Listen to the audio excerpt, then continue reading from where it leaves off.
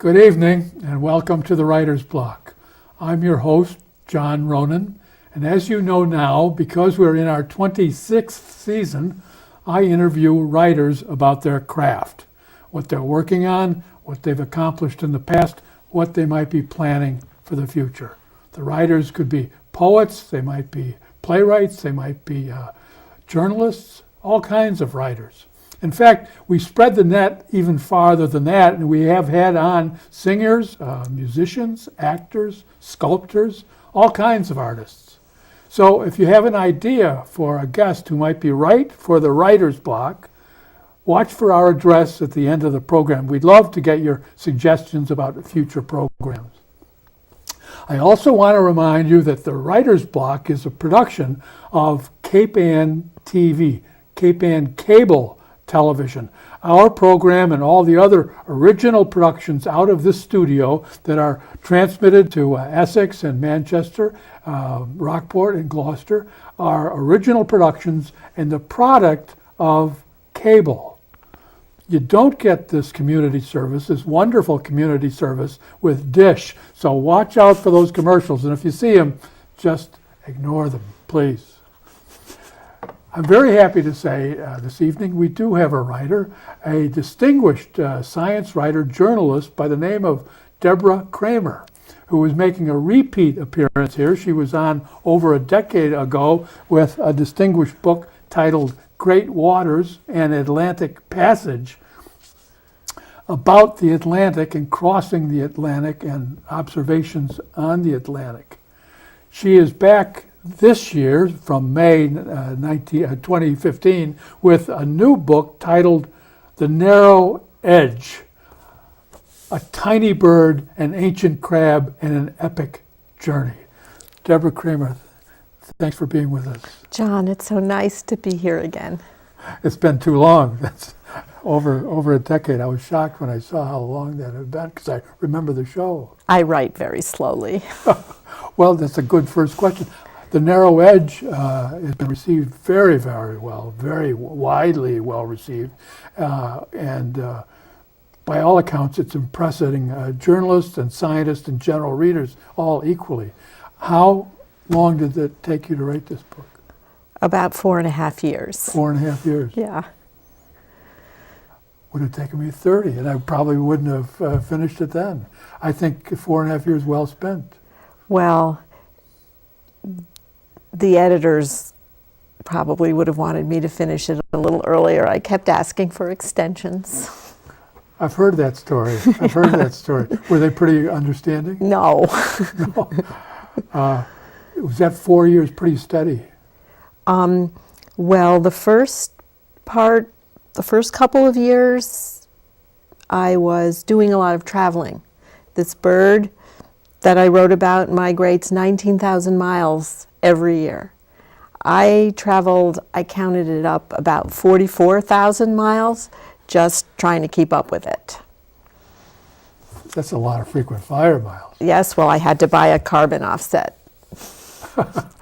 Then there was a lot of research in libraries, talking to lots of scientists, talking to lots of ornithologists, and then in the end, you're all by yourself with a blank piece of paper, and you have to figure out what kind of story you want to write.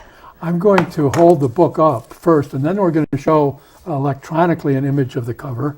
We'll do both because there is a little material on this physical cover that we won't be able to show you. This is The Narrow Edge, available everywhere, by the way.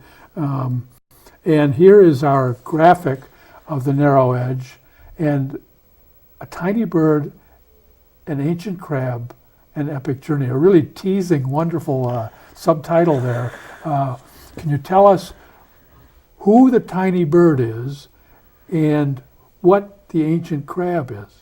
I'm so happy you asked me about this title, John, because it's only 8 words, but those 8 words probably took me longer to put together.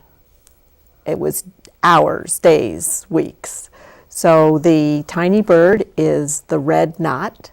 It's a sandpiper that many people have never heard of.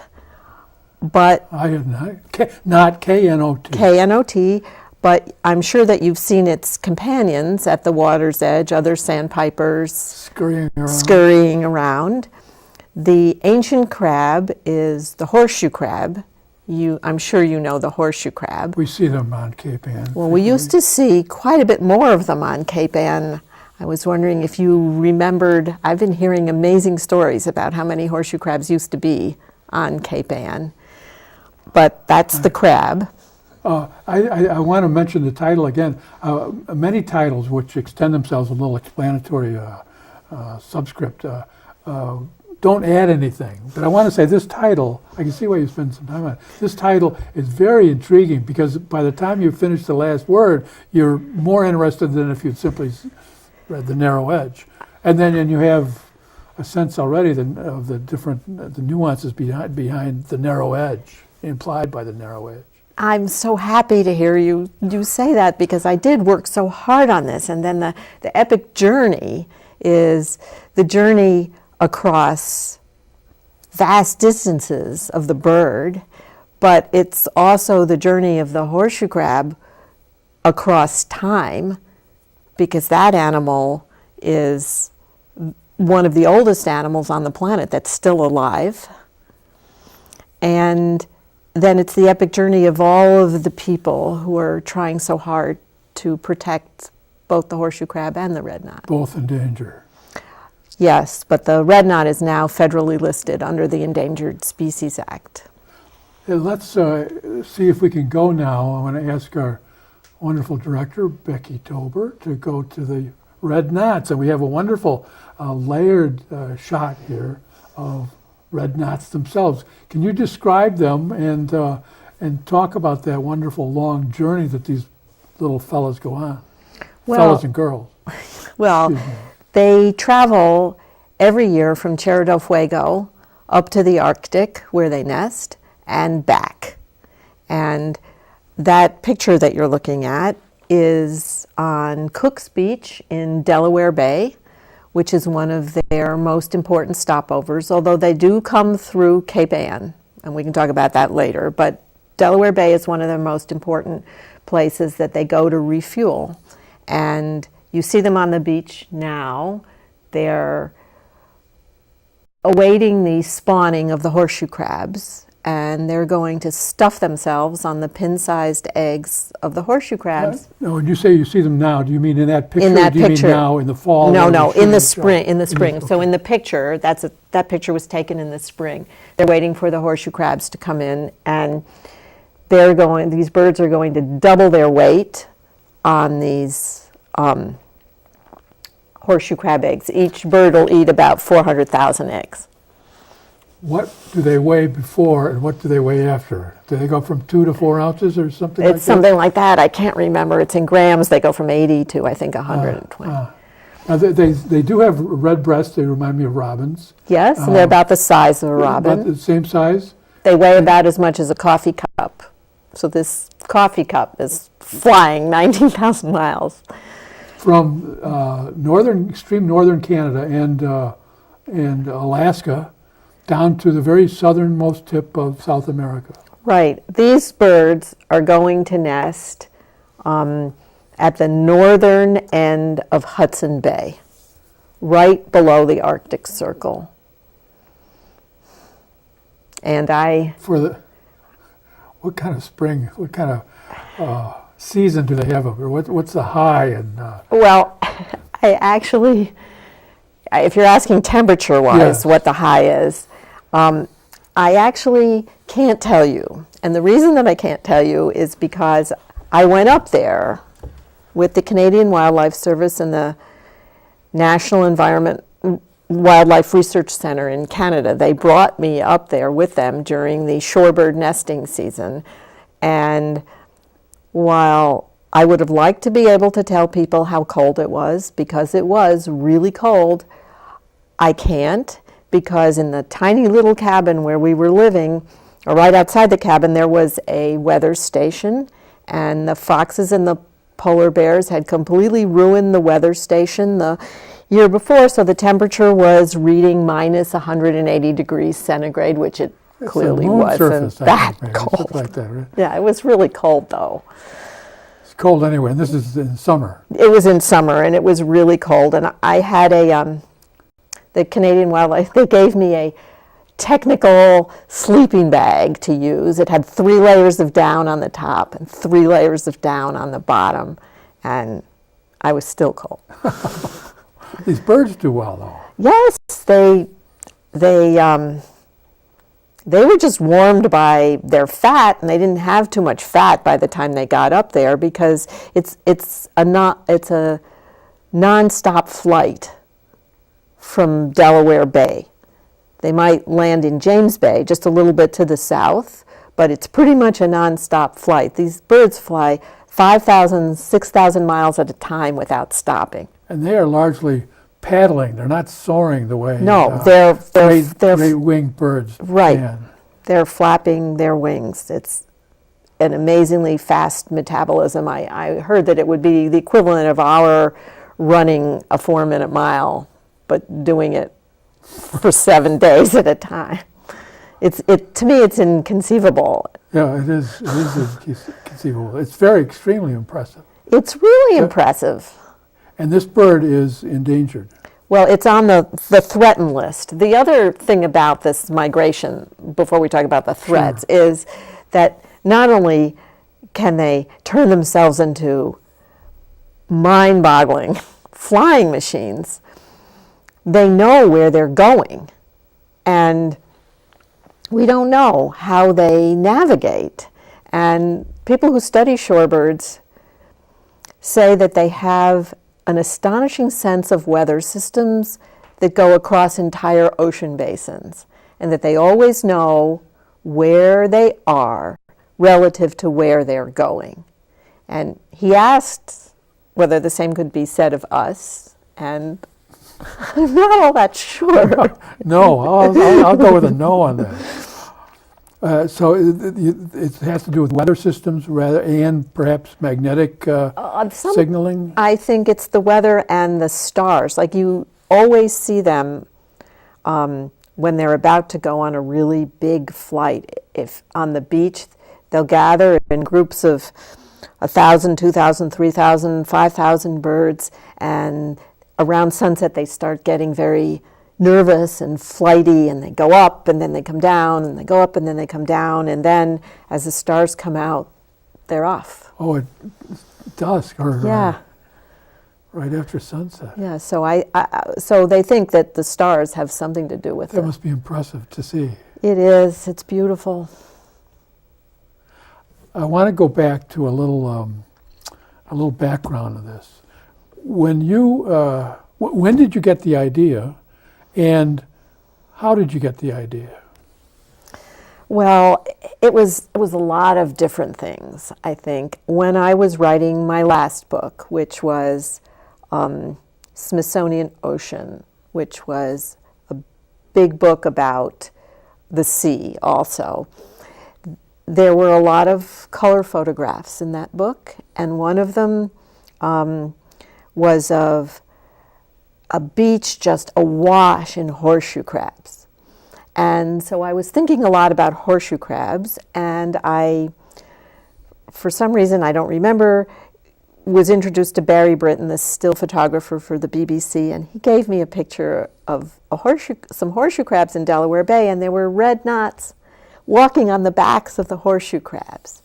And I started looking at that, and then I remembered a long time ago I'd read about this bird, but I'd read a book about the bird, and I remember reading that, and then I was thinking, well, times have changed, and so I'm wondering where this bird is coming from, that it's so exhausted when it arrives in Delaware Bay, and where is it going, that it's scurrying around so quickly, trying to eat so much. So this was in your head years before you began the actual... Yeah, but then when I actually went down to Delaware Bay and saw them, I realized I do want to follow this migration myself.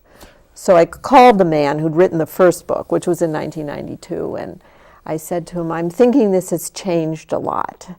And he said, it certainly has. And I asked him if he wanted to write the book, and he said no, he thought I should. You grew up, you told me before the show, in Schenectady, New York. Yes. Hundreds of miles, Yeah. at least a couple hundred miles from the ocean. What drew you to the ocean? What opened you up to oceanography and ornithology? Well, there's two different answers to that question. The ocean, we used to spend our summers when I was a child on Cape Cod. And I have very strong memories of being in the water all day long and loving it. And I have very strong memories of holding a shell to my ear and thinking I heard the waves, and then coming home and holding it to my ear and still thinking I heard the waves, that I had the memory of that special time. Do you remember horseshoe crabs or red knots from your childhood? No, I don't remember any of that. I remember horseshoe crabs from my children's childhoods. I remember being in Falmouth with my father and our two girls and seeing the beach just awash in horseshoe crabs. But I never realized, there's a lot I never realized, even though I walk the beach all the time. I never realized that horseshoe crab populations were plummeting. And I never realized, even though, I walk Wingershik Beach all the time. I walk so many beaches up here. I've been doing that for 30 years. I just loved watching the sandpipers scurrying along the beach and then lifting up when we walked by. And I just never realized until I counted it up, which I did after the book was finished, that we've lost 12 million shorebirds since I was graduated from college. And I never noticed. So, I'm just curious about things that are in plain sight that you don't see. I've seen horseshoe crabs certainly, but never crowds of them. No, Just occasionally here and there. Right, but a man in Gloucester was telling me that over at Smith's Cove, when he was young, he used to fill an entire dory boat full of horseshoe crabs and then tip it over. Can you imagine so many horseshoe crabs in Smith Cove? I can't, but they were there. And that's the thing, we forget so much of this history. And so when we go to decide how much protection we're going to give to horseshoe crabs or to birds, we don't even know what it is we're trying to get back to. So that was why I spent a lot of time looking into the history. How long do you think we've got on the planet? Well, it depends on how motivated we are. A good diplomatic answer. Well, I have to be an optimist. I think that if we're motivated, we can do a lot. Certainly, yes, indeed. The Narrow Edge is a wonderful book. I have not finished reading it, but I've read some reviews, and I want to call attention to a couple articles of yours from the New York Times about oceanography and about ornithology and the survival of the red knot. One is from November 2013, a bird whose life depends on a crab. And of course, anybody watching can search that. And the other is from May 2, 2015, op-ed page of the New York Times. Silent seashores, migrating shorebirds are in steep decline, but you say optimistically, we can help them.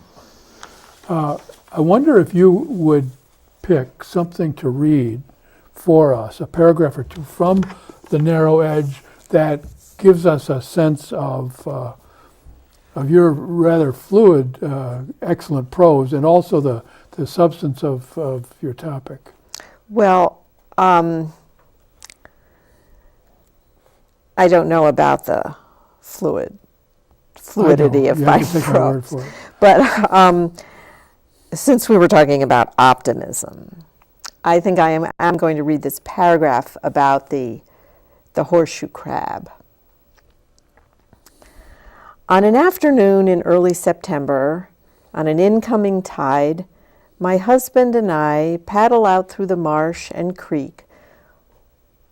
That would be Walker Creek going out into Essex Bay, behind Cranes Beach. where so many years ago I first watched horseshoe crabs coming in to spawn. There still aren't many, but from time to time I find the fresh, translucent casts of young molting crabs left behind on the sandbars or strewn in the fallen marsh grass. As time passes and my own losses mount, I find comfort in their pale, perfectly formed shells, each curved and clean and with a barely perceptible seam, where a young crab left the old shell behind to walk into a still fertile, still nourishing sea, evidence that a web once torn can be respun. It is very hopeful. It can happen. It can. And in the on the bird side of this, I was intending to spend, I guess, 3 weeks, maybe up in the Arctic, tracking shorebirds with a team of scientists half my age, walking 10 miles every day.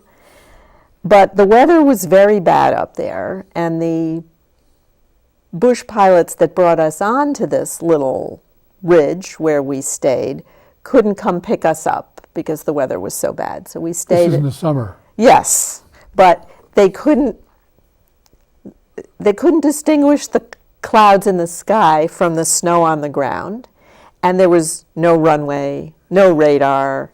It was just a piece of gravel. It was a gravel ridge, and so we stayed longer while it snowed and snowed and snowed, and the birds were having a terrible time. Many of them abandoned their nests. It was one of the worst nesting seasons that they'd had in a long time. And we finally got home, and it was in September, probably a few weeks ago from where we are now, and we paddled again out into the bay, and we went to a stand of marsh grass on a little island and banked the kayaks, and 2 neighbors who are really, really good ornithologists and really good bird watchers, and I don't classify myself in that category. 4 of us were out there, and as the tide came in, the sandbar was getting smaller and smaller, and more birds were coming in to feed at the edge of the rising tide. And then there were 3 juvenile red knots. And these birds had, their eggs had hatched in this horrible climate up there. 1. 2, as soon as the eggs hatch, the mother disappears.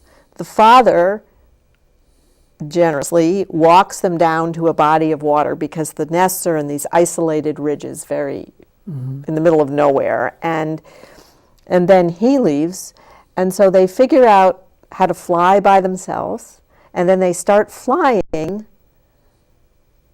thousands of miles to a place they've never been. And so when we saw them on that beach, they'd already come, I think, 2,500 miles. And there they were. And to me, that was a stunningly beautiful thing. It is. It's breathtaking. An affirmation of life and of possibility. It's good to hear your optimism. Well, because you're catching me on a... there is a great deal of negative news, although some things seem to be turning around a little bit. And you said you bought a carbon credit for my your traveling, and Gloucester's doing this big thing to try to reduce its carbon footprint, and there's going to be a big energy fair where people can come and think about that. I think people actually are caring about that now. The thing is, we don't have that much time, so we have to start acting now, because these birds, they were federally listed as threatened under the Endangered Species Act because we took too many crabs, and to use as bait of all things, and the birds didn't get enough to eat. And so instead of doubling their weight, they only gained half the amount of weight they needed, and so they couldn't make it up there and breed successfully. Now, the horseshoe crab bait take is more under control. I would say it probably isn't under control enough. But things are getting better. But it's stabilized. The population isn't declining anymore in Delaware Bay. I think it's still declining in Massachusetts. But the challenge is that everywhere else along the flyway, they eat tiny little clams, and we can't put too much more carbon dioxide in the ocean without jeopardizing that. I'm sorry to say I just got a 2-minute signal from Okay. Julia, our camera woman over on that camera. I'd love to go for another half hour. And maybe we can have you back for another half hour to another date. But we are out of time this evening. I want to mention the book and hold the book up again. The Narrow Edge by Deborah Cramer, Cramer. I urge you to get it, and I recommend it.